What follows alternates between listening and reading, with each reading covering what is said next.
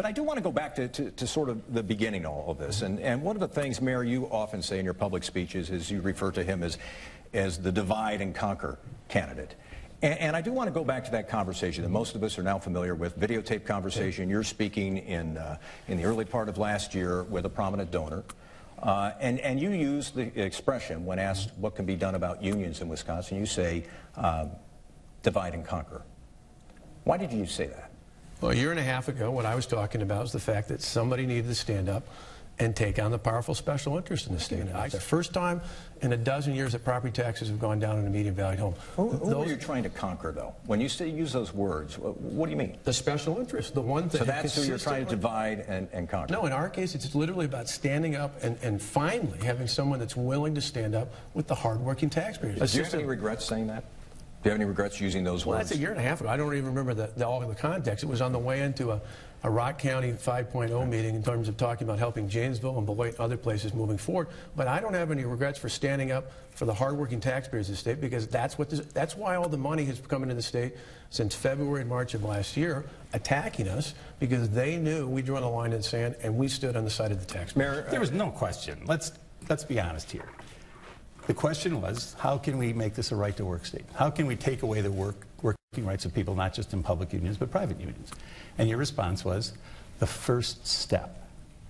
The first step is we'll go after the public unions, and we'll use divide and conquer.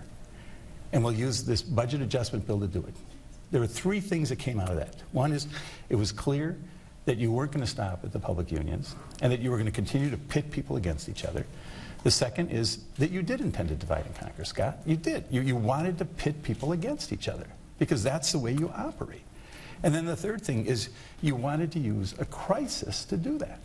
And I think of our country, and I think of great leaders like Franklin Roosevelt, and the Depression era and World War II, and he tried to bring the country together during a crisis. And you wanted to use a crisis to divide and conquer our state. And it wasn't the first time you made a statement like that. You had made, when you thought you were talking to one of the Koch brothers, you said you were going to drop the bomb.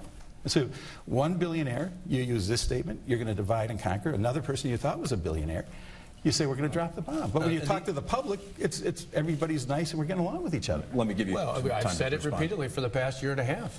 I said I'm willing to take on the powerful special interest. You selectively take pieces of that conversation out. What I said is we have to take on collective bargaining.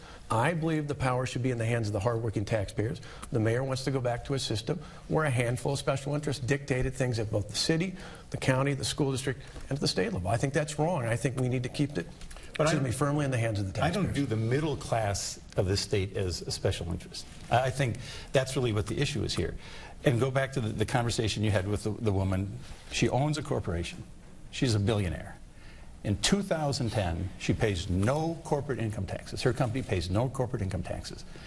And she makes a $510,000 contribution to you. Largest contribution ever in the state history. Now, the reforms are working for her because she doesn't pay any corporate income tax. And the last time we sat at this table, you said that you wanted to lower her income tax rate.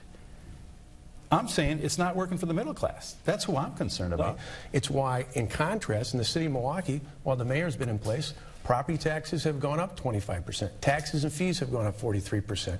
That's why unemployment in the city has gone up by more than 26%. There is a fundamental difference. We're going to talk about defending the middle class. The middle class pays for the expansion of government in this state.